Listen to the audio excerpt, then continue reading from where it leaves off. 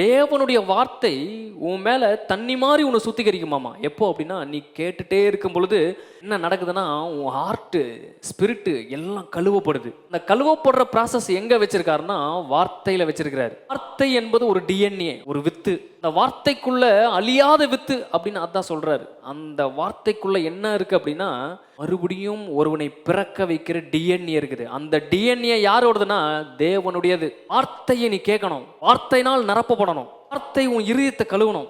பிரசங்கிக்கிற வார்த்தைகள் நம்ம மேல ஒரு மலையை போல, ஒரு பனியை போல, அந்த டிஎன்ஏ தேவனுடைய வித்து நம்ம மேல இறங்கின உடனே அதோட ப்ராசஸ் ஸ்டார்ட் பண்ணிடுது. ப்ராசஸ் வேலை என்ன அப்படின்னா, தண்ணியை ஊத்துனோன்னு கழுவுது பாருங்க, குப்பையெல்லாம் எடுத்துட்டு போகுது பாருங்க, அந்த வேலை தான் அது நடந்திருக்குது. நான் உங்கள் மீது சுத்தமான ஜலம் தெளிப்பேன். சுத்தமான ஜலம் அப்படின்னா ரெவலேஷன், வசனத்தை குறித்ததான வெளிச்சம், வசனத்தை குறித்ததான ரெவலேஷனை உங்கள் மீது நான் தெளிப்பேன் அப்படின்றாரு. அந்த ரெவலேஷனை கேட்ட உடனே உங்கள் ஆத்மாவில் இருக்கிற அனைத்து அழுக்கும் பட்டு பட்டுன்னு வெடிக்குமாமா. வார்த்தையை நீங்க கேட்கும் பொழுது அதுக்கு பர்மிஷன் கொடுத்து அந்த வார்த்தை டைரக்டா உங்க ஹார்ட்டுக்குள்ள போச்சுன்னா இப்படி ப்ராசஸ் நடக்குது. அந்த டிஎன்ஏவை சுமந்து கொண்டு அந்த வார்த்தை உள்ள போதாமா.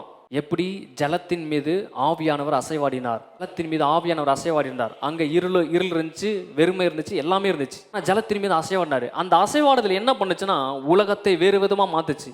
உலகத்தை சரியான விதத்தில் அழகா மாத்துச்சு, வேறு சிருஷ்டியா மாத்துச்சு, வேறு சிருஷ்டிப்பா உருவாக்குச்சு. தேவன் சொல்றாரு, அந்த ஜலத்தின் மேல் இருந்த ஆவியானவர் நீ வார்த்தையை கேட்கும் பொழுது உன் இருதயத்தில் அந்த வார்த்தை தங்குது அப்படின்னா, அந்த வார்த்தையின் மீது நான் அசைவாடுறேன்றாரு.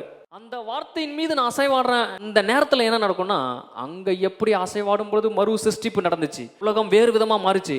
அது போல நீ வார்த்தையை கேட்கும் பொழுது அந்த இருதயத்தின் மீது நான் அசைவாடுனேன் அப்படின்னா, உன் இருதயம் மறு சிருஷ்டிப்பு உண்டாகும், மறு மாற்றம் உண்டாகும், மறு பிறப்பு உண்டாகும், வாழ்க்கை வேற மாதிரி மாறும் அப்படின்றார்.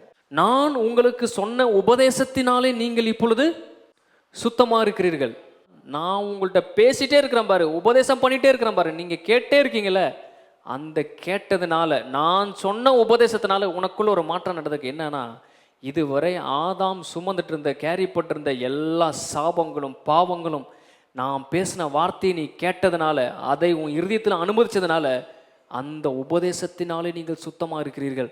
உம்முடைய சத்தியத்தினாலே அவர்களை பரிசுத்தமாக்கும். நீர் எனக்கு கொடுத்த வார்த்தையை நான் அவர்களுக்கு கொடுத்தேன். எதை கொடுத்துருக்காரு? வார்த்தையை தவிர வேற எதுவும் கொடுக்கல. ஏன்னா வார்த்தை தான் சிருஷ்டிக்க கூடியது. அதுல தான் வித்து இருக்குன்னு அவருக்கு தெரியும், அதுல தான் டிஎன்ஏ இருக்குன்னு தெரியும்.